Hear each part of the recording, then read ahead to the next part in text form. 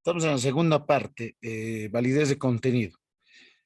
En la validez de contenido es bien importante que los ítems o reactivos de un determinado instrumento, en este caso, se pueda medir, obviamente, en referencia a la relación que existe respecto a la variabilidad, ¿no? En este caso, tomamos en cuenta la medida de dispersión, es decir, la varianza. Queremos ver si estos datos recolectados, obviamente, a través de las respuestas correspondientes, tienen una mayor dispersión o es menor la dispersión. Mientras sea menor la dispersión, es decir, tienden a ser más homogéneas, muy importante que el alfa de Cronbach, en este caso, sí tenga un buen nivel, es decir, el valor, el índice es muy alto en realidad, ¿no? Eso implica que el instrumento determinado en esa prueba piloto que se ha realizado es altamente confiable, ¿no? Entonces, ese índice nos toma en cuenta justamente la validez misma de contenido, en este caso, características también, ¿no? Que se toman en cuenta para medir, por ejemplo, ¿no? También se dice validez racional o lógica, el análisis mismo del instrumento que hace gran parte de términos de su contenido. Por lo general, no es, no es sugerible en este caso, no es recomendable que tengan muchas escalas, ¿no? Muchas escalas de respuesta. Imagínense en el primer ítem, sí, no, en el segundo, muy bueno, bueno, regular, malo, necesita apoyo. En el tercero, muy de acuerdo, ni de acuerdo, en desacuerdo, muy en desacuerdo, etcétera. Pues miren, las escalas y difieren unas de las otras, ¿no? Entonces ahí hay que ver una correlación misma de esas escalas, ¿no? ¿Cuál de esta correlación en relación a los puntajes o el valor que se asume dentro de esas escalas me den un buen, en este caso, ¿no? Un buen coeficiente, un buen índice en este caso, ¿no? Del alfa de Cronbach. Entonces eso el investigador en la práctica también va identificando, ¿no? En qué casos puede obtener justamente un buen índice, un buen alfa de Cronbach o bien bajo en realidad. Entonces los investigadores deben elaborar, ¿no? Una serie de ítems, acorde obviamente a las variables empleadas, ¿no? Dentro de sus respectivas dimensiones y que éstas están enmarcadas dentro de la matriz de operacionalización. Aquí no se está hablando de preguntas abiertas, hay que tomarlo en cuenta muy bien esto. Estamos hablando de preguntas, ítems, en este caso reactivos, que son justamente, ¿no? De selección, son cerradas en realidad. Aquellos que ya tienen justamente una asignación de puntuación o de valor, en este caso, para la medición misma del instrumento. Entonces hay que considerar también dentro de la validez de contenido no puede expresarse cuantitativamente, más bien una cuestión de juicios, ¿no? No juicios de valor. Se estima de manera subjetiva, se estima, ¿no? De manera subjetiva o intersubjetiva, o bien justamente tomadas en cuenta también dentro de lo que se denomina juicio de expertos. Por lo general, la validez misma de contenido, constructo, los expertos, investigadores, los que elaboran justamente instrumentos, son los que revisan, ¿no? Si efectivamente están muy bien redactados, tiene sentido lógico, si a la población determinada comprenden o es que existen palabras muy técnicas que no sean comprensibles, pues toman en cuenta justamente. En el juicio de expertos corresponde, ¿no? A estimar si estos ítems, ¿no? Estos reactivos están bien formulados, son entendibles, son comprensibles, son de manera concreta o bien están direccionadas. Los juicios de expertos se pueden obtener en métodos grupales o métodos por experto único. Puede seguir también, entre otros, ¿no? El método de agregados individuales, el método Delphi, la técnica de grupo nominal o métodos de consenso grupal.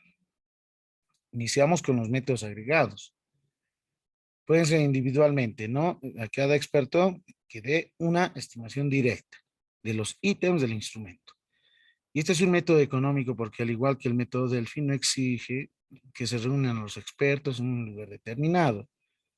Puede parecer un método limitado porque expertos no pueden intercambiar sus opiniones, puntos de vista y experiencia, ¿no? Y que se requiere individualmente. Esta limitación puede ser precisamente lo que esté buscando, ¿no? Para evitar sesgos en datos ocasionados por conflictos interpersonales, presiones entre los expertos y entre otros.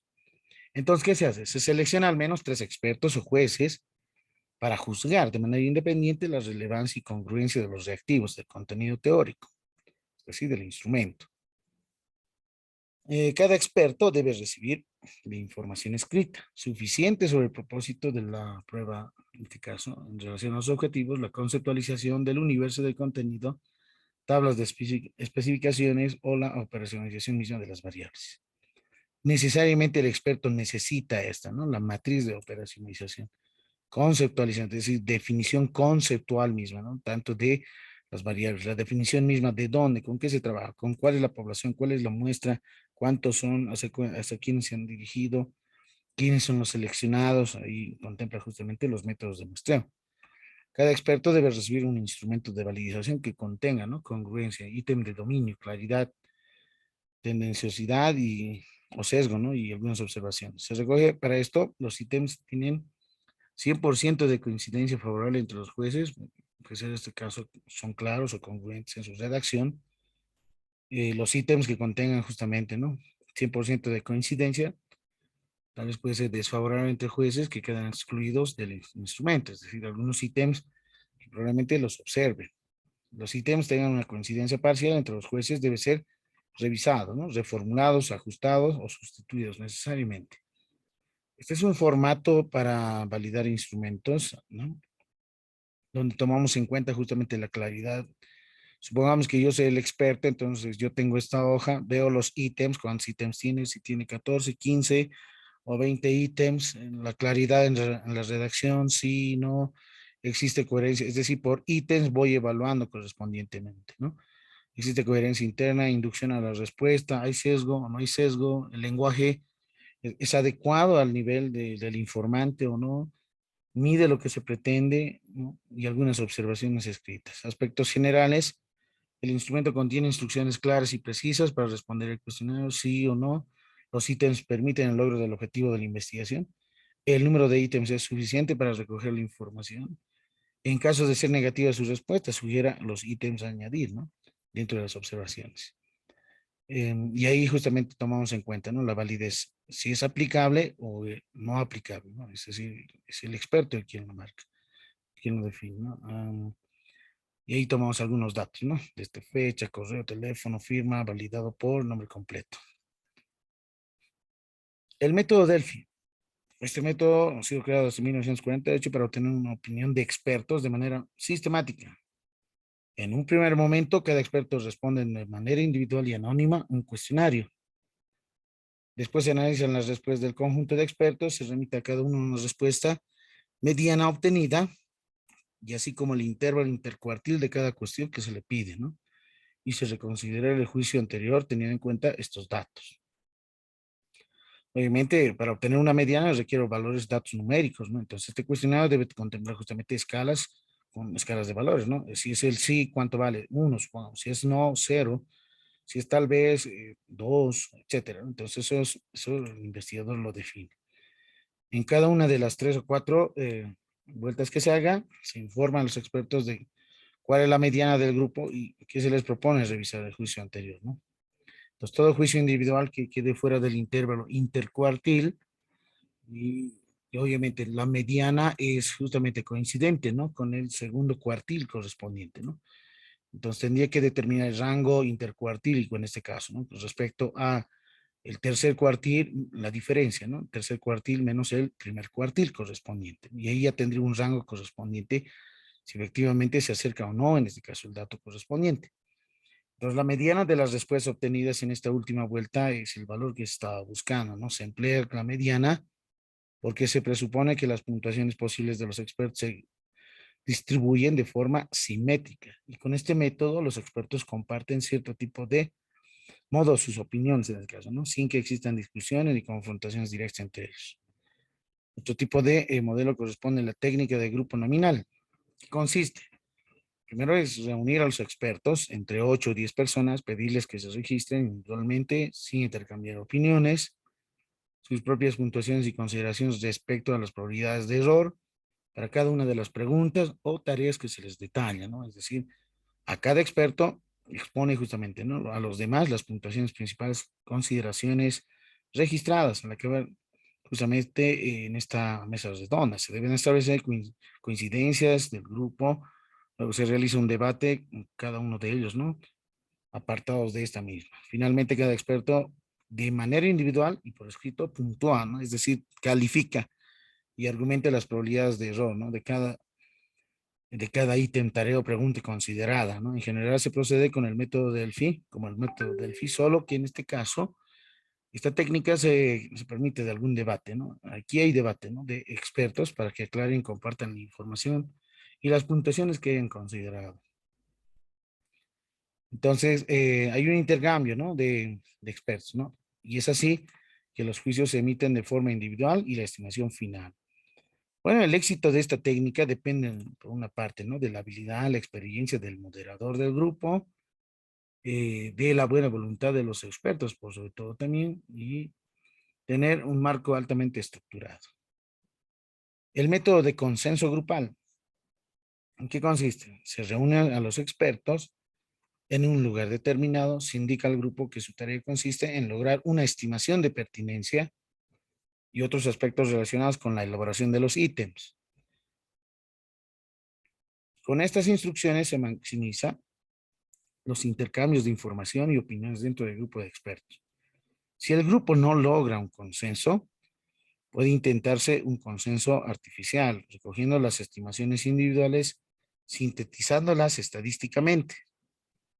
Este método, como el anterior, también precisa que el grupo de expertos sea pequeño. Se fomente, por sobre todo, la cuestión, en este caso, de la libre expresión, se evitan discusiones tensas, que sea de manera, ¿no? De manera más directa o democrática mediante sistemas de votación. Otro tipo de validez es de constructo que intenta responder a una pregunta, ¿no? ¿Hasta dónde el instrumento mide realmente el rasgo determinado o cuánta eficiencia lo hace?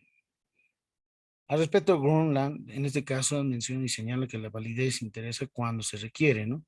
Usar el desempeño de los sujetos para, en este caso, inferir, ¿no? Probablemente ciertos rasgos. Para estudiar también el tipo de validez es necesario que exista una conceptualización clara de el rasgo estudiado o la característica, ¿no? De una determinada teoría determinada. Bueno, se sugieren los siguientes pasos: identificar las construcciones que pudieran explicar la ejecución del instrumento, la formulación de hipótesis comprobables y finalmente recolección de los datos para comprobar o probar en este caso la hipótesis. En términos de constructo se usan, por ejemplo, en psicología para referirse, ¿no? A algo que no es observable, pero que literalmente es construido por el investigador. Bueno, dentro del área de psicología podemos mencionar que existen, ¿no? Por ejemplo, los tests, test psicológico, test de inteligencias múltiples, entre otros, que ya estos instrumentos ya están confiabilizados y validados en este caso, ¿no? Por expertos en sí. Pero cuando nosotros como investigadores tratamos de construir un instrumento, debemos de ver estos parámetros muy importantes, ¿no? Tanto la validez interna como la externa, y que ese instrumento determinado obviamente denote, ¿no? La veracidad, la rigurosidad metodológica y científica. La validez predictiva o criterio de experto, o también dicho de otra forma, criterio empírica, se asocia con la visión futura, ¿no? De determinar hasta dónde se puede anticipar el desempeño futuro de una persona en una determinada actividad. Y esta validez predictiva se estudia comparando puntajes del instrumento, ¿no? Con una o más variables externas. Por lo general, aplicable dentro de los test, ¿no? Variables de criterio. Y se establece una correlación la cual se interpreta con un índice de validez. Entonces, para este propósito tomamos en cuenta algunos elementos, ¿no? Básicos que se pueden aplicar dentro de una prueba de grupo de personas y que ingresan justamente, ¿no? Cierto tipo de entrenamiento, tratamiento o experimento correspondiente.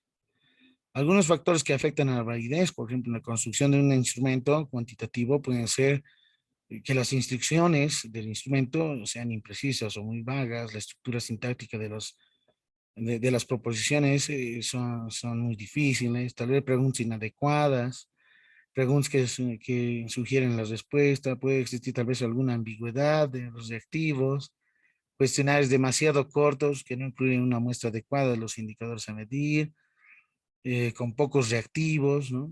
Ítems incongruentes con el universo de contenidos sin relación a los rasgos o características que se van a medir.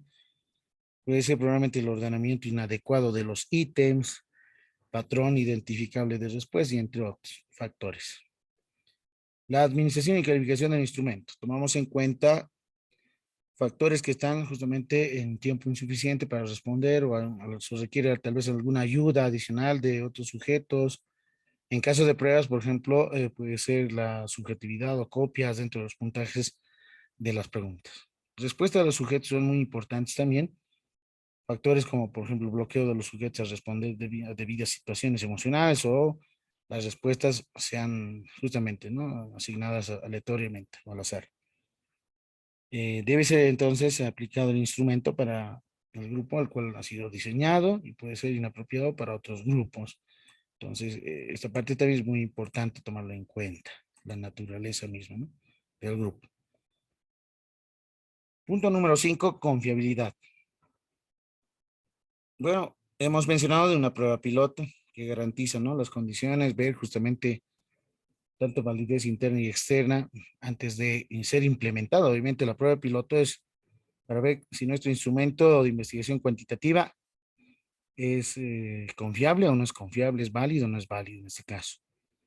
Entonces, para esto tomamos en cuenta una prueba piloto antes de ser implementada. Si yo tengo una población, tengo muestra, unas muestras, antes de implementar o aplicar mi instrumento, debo de ver si efectivamente mi instrumento, a través de los métodos que se han mencionado anteriormente, tal vez el método Delphi, alguna determinada técnica, en este caso, el instrumento es confiable y es válido en sí, ¿no? Entonces, es necesario, y estos justamente se adjuntan dentro del trabajo de investigación en anexos. Por lo general, se hace en una muestra de estudio de 14 a 30 personas, ¿no?, de la determinada población. Entonces, de esta manera se puede estimar la confiabilidad de un determinado cuestionario o test correspondiente. Entonces, tratamos de medir, por ejemplo, mediante el método del test, retest. Este tipo de método estima la confiabilidad del test o cuestionario con escalas, ¿no?, y es administrarlos justamente 2 veces al mismo grupo y correlaciona las puntuaciones obtenidas. Este método tiene la desventaja de que los puntajes puedan verse afectados por el recuerdo, por la práctica, ¿no? Este procedimiento no es adecuado para aplicar a pruebas de conocimiento, sino para la medición de, por ejemplo, aptitudes físicas, atléticas, test de personalidad y psicomotores, ¿no? El coeficiente que se puede obtener, se puede recibir, es llamado justamente y denota las puntuaciones de coherencia en el tiempo mismo y se lo usa justamente bajo el método de puntajes directos, ¿no?, conocido como el coeficiente de correlación de Pearson, ¿no?, o coeficiente lineal, algunos lo conocen, que corresponde, ¿no?, R sub XY, que el coeficiente de correlación misma, como se determina justamente en base a las variables X y Y, es decir, variable independiente, dependiente. No olvidemos que estas variables se definen conceptualmente y operativamente. Identifico dimensiones, dentro de las dimensiones contemplan indicadores y que estos indicadores obviamente me van a servir para poder formular algunos ítems, ¿no?, para el instrumento correspondiente, un cuestionario, una guía de encuesta, o tal vez puede ser un indicador mismo de observación, o puede ser un indicador mismo para un ítem, en este caso, formulado dentro de un test. Entonces, el coeficiente de correlación mide justamente, también es un valor numérico que está en el rango de -1 a 1.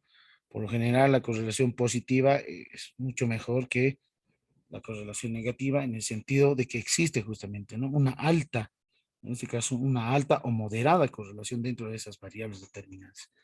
Es decir, que las variables de investigación, tanto X y Y, están justamente, tienen un constructo en este caso, ¿no? Están ahí justamente los indicadores corresponden, es decir, una variable corresponde a un conjunto de indicadores.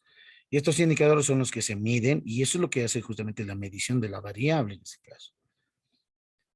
Por lo general se trabaja justamente con esta correlación de Pearson con variables cuantitativas, no cualitativas, ¿no?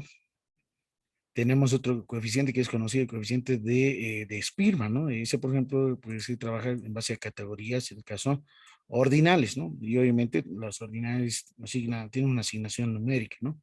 Primero, segundo, tercero, cuarto, que pueden servir en este caso para el análisis de dicha variable cualitativa. Pero en este caso, estas son netamente variables cuantitativas. Algunas tablas de datos que se pueden aplicar en la correlación de Pearson, ¿no? Aquí tenemos la cantidad de sujetos, ¿no? Tenemos la primera aplicación del test, la segunda aplicación se lo conoce como retest. Tenemos la variable X, esto es X cuadrada, Y cuadrada, y tenemos el producto correspondiente. Y se hace el cálculo mismo de estas columnas, los datos numéricos, y obtenemos el coeficiente de correlación de Pearson. Que también lo pueden encontrar dentro de la hoja en Excel, ¿no? Por ejemplo, yo tengo aquí una hoja en Excel, puedo anotar dos variables cuantitativas. ¿Sí? X lo voy a definir como eso en kilogramos y Y puedo definirlo como estatura o altura correspondiente, ¿no? Peso de 45 a una estatura de 1.70, supongamos, tengo un peso de 55 a una estatura de 1.65, puede ser un peso de 70 kilogramos a una estatura de 1.65. Tengo un peso de 80, supongamos, una estatura de 1.82 y etcétera, ¿no? Entonces, aquí por ejemplo tengo dos variables cuantitativas muy concretas, ¿no? Entonces, lo que yo puedo hacer es calcular o determinar, y obviamente esto puede ser más datos en realidad, ¿no? Si yo deseo puedo ir ampliando, no hay ningún problema. Puedo ir modificando, aquí supongamos que es 60 y este es 75, ¿no? 7, 1.5, listo. Aquí tengo dos variables cuantitativas. Entonces, ¿yo cómo calculo justamente el coeficiente de correlación de Pearson?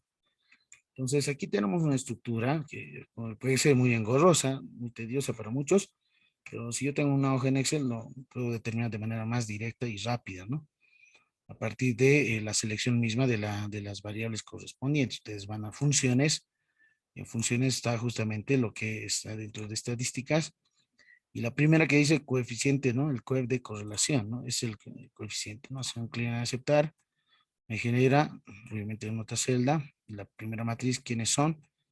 Insertando, seleccionando los datos correspondientes, voy a la segunda matriz de la misma forma, estatura en metros, peso en kilogramos, y mido el coeficiente, ¿no? Por ejemplo, aquí me indica que el coeficiente de correlación, es decir, R minúscula o R sub X, es esta, ¿no? Puedo ir reduciendo decimales, más o menos aproximado a 0.30 en realidad, ¿no? Eso significa que su correlación es un poco baja en realidad. Obviamente los he dado datos aleatorios en sí, ¿no? Entonces ya tengo el coeficiente de correlación misma. Y otra forma de poder determinar, no solamente con la parte del Excel, que es obviamente ya automatizada, en este caso aquí se utiliza esta fórmula de manera teórica, pero de manera práctica utilizamos el Excel, ¿no?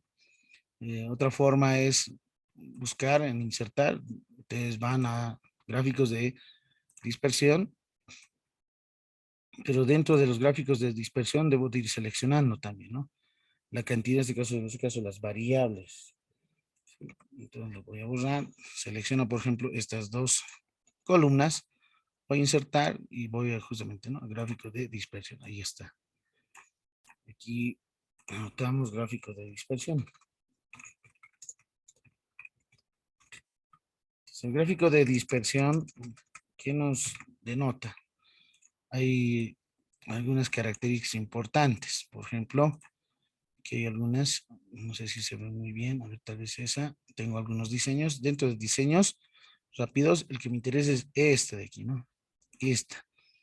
Entonces, ¿qué me está diciendo? Estos puntos, obviamente, ¿no? Están denotando si están muy dispersos o no dispersos entre sí.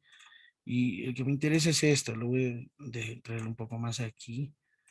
Me está indicando que la dispersión misma de estos datos, la ecuación corresponde a ser esta, ¿no? La lineal simple en realidad es.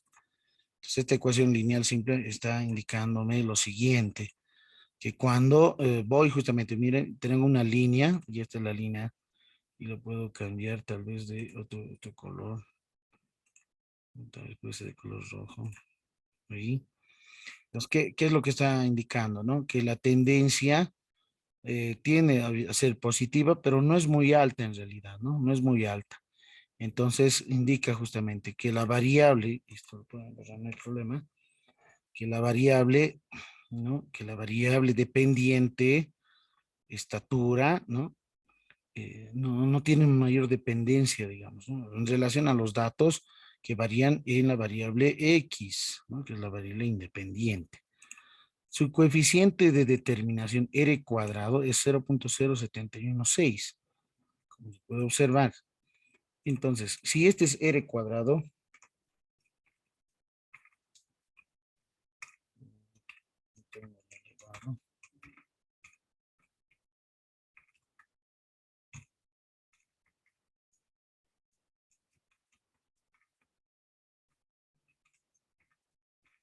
no aparece el R cuadrado.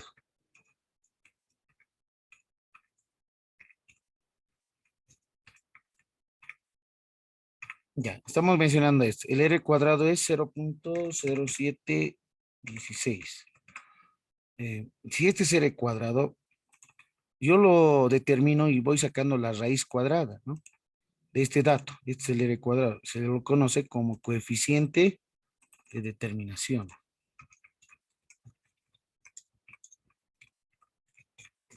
El coeficiente de determinación indica si la relación misma de las variables correspondientes entre X y Y. Por ejemplo, este es muy baja, por esa situación su coeficiente de correlación,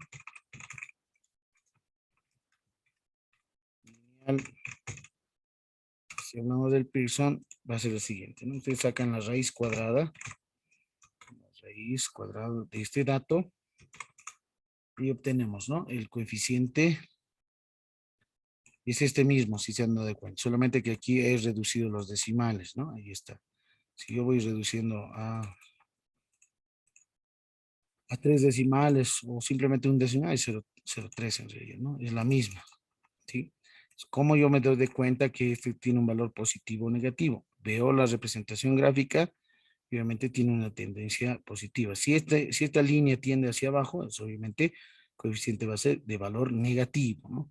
Si tiende a elevarse, de valor positivo. Y si es netamente horizontal, obviamente esto tiende a ser cero en realidad, ¿no? La correlación nula se lo conoce. Entonces, esta es otra forma también, ¿no? De determinar el coeficiente de correlación lineal de Pearson. Hay varias estrategias para poder determinar gráficamente, directamente y con el Excel. El SPSS también ya lo tiene, ¿no? Ya lo tiene en realidad, ¿no? Eh, no sé si lo tengo abierto el SPS. Aquí está, tenemos, ¿no? Tenemos una vista de datos y una vista de variables. Entonces, variables tendrían que estar justamente, ¿no? X y Y correspondientes, ¿no? Aquí van a tener la variable X, la variable Y, con decimales, en este caso 0, los voy a reducir, no necesito que estén a dos decimales. Voy a vista de datos, miren, ya se me han generado dos columnas. Y para no perder el tiempo, voy a ir copiando estos datos. Ahí, hasta que se me termine el tiempo, tengo 10 minutos. Ahí está, y ustedes van en análisis, ¿no? De datos correspondientes, ¿no? Aquí tenemos análisis de datos descriptivos con frecuencia, o los descriptivos. Tenemos tablas bayesianas, correlacional, ¿no? Correlaciones bivariadas. Y tenemos la parte de regresión. Correlación, por ejemplo, correspondiente, ¿no? Bivariadas. Tenemos esta parte de escalas. Este es el de alfa de cromas, ¿no? El que se utiliza, el alfa de cromas. O sea, en escalas, análisis de fiabilidad, ¿no? Hay un video también que está en la, en la plataforma, ¿sí? Entonces aquí voy insertando mis variables, voy seleccionando, entonces yo quiero Pearson nada más, ¿no? Aquí está, selecciona, ¿no? Ahí está, automáticamente se selecciona. Le hacemos un clic en aceptar y sale justamente un cuadro de estados resultados, ¿no? Por ejemplo, aquí tenemos entre X y Y, su correlación de Pearson es de coma, dice, ¿no? 2, 6, 8, 2, 6, 8. Aquí se sobreentiende que tiene un cero, ¿no? En ese PC siempre sale de esa forma, ¿no? 0,268, ¿no? Y es justamente el mismo resultado que se ha obtenido, ¿no? Por esos dos métodos correspondientes. Entonces, es una alternativa también utilizando el paquete estadístico SPS. Bueno, otro método es división por mitades de test, ¿no? Este método computa coeficientes de correlación de puntajes, mitades de test de un determinado cuestionario y dos mitades se lo conoce de esa forma, ¿no? A través del método de correlación de Pearson, la misma. Pero se puede estimar también a través del test completo de Spearman-Brown. Una vez que yo determine el coeficiente de correlación, a partir de esas puedo determinar el coeficiente de Spearman-Brown, ¿no? Es decir, 2 por R, que es de correlación de Pearson, sobre 1 más el coeficiente de correlación. Entonces, interpreta la prueba de EMI-TEST como coeficiente de consistencia interna, ya que una sola prueba contiene dos formas equivalentes, ¿no? Por ejemplo, yo tengo en el Excel aquí el R, ¿no es cierto? Entonces, si yo multiplico por 2, esta misma, es decir, 2R, yo obtengo, ¿no? Este dato multiplicado por 2. Entonces, este sería para mí el 2R, ¿no? El producto correspondiente. 2R, el numerador, y el denominador dice 1 más el coeficiente que se ha determinado, ¿no? Aquí puedo insertar 1 más el coeficiente de correlación de Pearson, eso es igual, ¿no? 1 más este dato correspondiente. Aquí ya tengo el 1 más R. Entonces, ¿cómo determino el coeficiente de Spearman? ¿No? Brown, ¿no? R sub T, menciono, ¿no? Entonces, aquí voy a anotar, lo voy a anotar con letra mayúscula R sub T, que va a ser justamente la fracción correspondiente, ¿no? La fracción entre 2R, que es esta de aquí, dividido, es decir, cociente, entre 1 más R, que es este otro dato, ¿no? Entonces, ya tengo, por ejemplo, el coeficiente de correlación de Spearman-Brown, es de 0.42, si reducimos a 3 decimales, ¿no? O 2, 0.42 en realidad sería, ¿no? Método de división por mitades de Rulon. Se utiliza este test y su método no supone necesariamente, ¿no? Varianzas iguales, ¿no? Que los subtests o coeficiente de consistencia interna, en el que tomamos en cuenta, por ejemplo, varianzas, ¿no? Aquí tenemos las varianzas de la diferencia entre puntuaciones de las mitades y esta es la varianza total, ¿no? De las puntuaciones en realidad, ¿no? La varianza del test total correspondiente. Entonces, de los datos que se ha obtenido, puedo determinar varianza. Por ejemplo, aquí yo tengo, puedo determinar la varianza misma, ¿no? De esta columna. Ustedes van a estadísticas, ahí estamos, y ubican varianza, está casi al final, ¿no? Varianza poblacional o de muestra, ¿no? Supongamos que es población, ahí tenemos la varianza poblacional, seleccionamos el conjunto de datos, obtengo, esa es la varianza, hago un clic sin soltar, obtengo la otra varianza, que corresponde a esta columna, y anotamos varianzas, y me falta el del total, ¿no? El del total, esto lo voy a borrar, lo voy a traer un poco más aquí. Aquí voy a hacer el total. Entonces, aquí lo que voy a hacer es sumar, ¿no? Los datos correspondientes, es decir, este dato más 1.7, etcétera, así sucesivamente. Listo, y ahí ya tengo una varianza, esta es la varianza de la suma total, lo voy a pintar de color rojo. Ahí. Listo.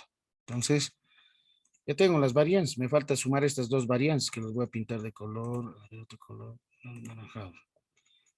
Entonces, la suma, ¿no? La suma de varianzas. Es decir, yo voy a sumar esta varianza más esta otra varianza, ¿no? Suma de varianzas.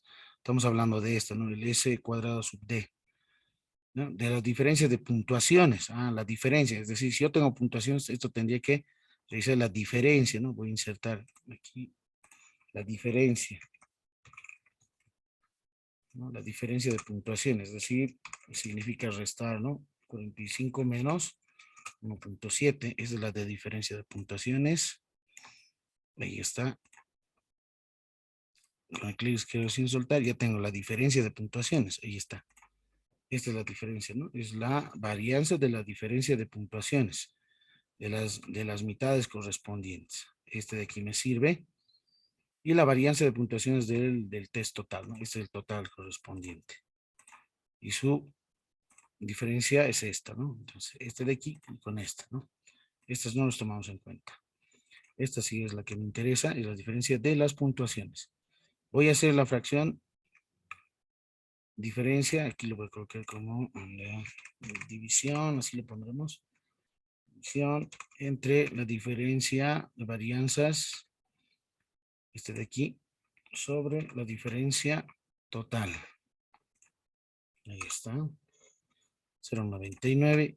Luego voy a hacer 1 menos ese dato, ¿no? Es decir, aquí ya tendría el coeficiente de método de división por mitades de Rulon, ¿no? Voy a colocar ahí su R, ¿sí? Ahí está. Y eso va a ser 1 menos este otro dato correspondiente, ¿no? O sea, ahí ya tendría, por ejemplo, la diferencia, ¿no? Es casi poca, nula en realidad, 0,01, 1% en ese caso, ¿no? 1% correspondiente. No es muy alto, obviamente, ¿no? Porque las diferencias no es muy significativa, ¿no? Es menor en este caso la suma total de varianzas en este caso, ¿no? De la suma de varianzas. Bueno, el método de división por mitades de Goodman es otra fórmula que tiene el mismo procedimiento, pero aquí se denota, por ejemplo, las puntuaciones de ítems pares, es decir, yo tengo un instrumento, ¿no es cierto? 1, 2, 3, 4 son preguntas, ¿no es cierto? Entonces, ítems pares, ¿cuáles serían? 2, 4, 6, 8, 10, etcétera, a un lado, ¿no? Y al otro lado, ítems impares, ¿no? 1, 3, 5. Obviamente estoy hablando de las puntuaciones correspondientes. Aquí sí voy a insertar otra.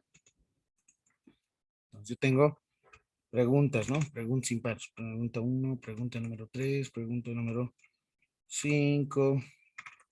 Y aquí supongamos que está la pregunta número 2, la pregunta número 4 y la pregunta número 6, pongamos, ¿sí? Entonces, lo que está haciendo es ver en esta, ¿no? En esta situación, este caso, ¿sí? A esto se refiere, ¿no? Ítems impares, y estos son los ítems pares. Entonces, de cada uno de estos debo de determinar, ¿no? Varianza de puntuaciones de ítems pares. ¿Sí? Estos son los ítems pares, tengo que determinar su varianza. ¿Sí? Esta es la varianza de puntuaciones de ítems impares, de estas, ¿no? Desde aquí obviamente van a ser puntuaciones, ¿no? Valores numéricos, en este caso, ¿no? De las escalas correspondientes, a eso se refiere, ¿no? Aquí voy a insertar, aquí voy a colocar, por ejemplo, sujetos, ¿sí? Aquí puede ser 1, 2, lo colocamos ese 1, sujeto número 1, 2, y etcétera, ¿no? Entonces yo tengo aquí la cantidad y las respuestas correspondientes, ¿no? Supongamos que la escala sí toma el valor de 1, no toma el valor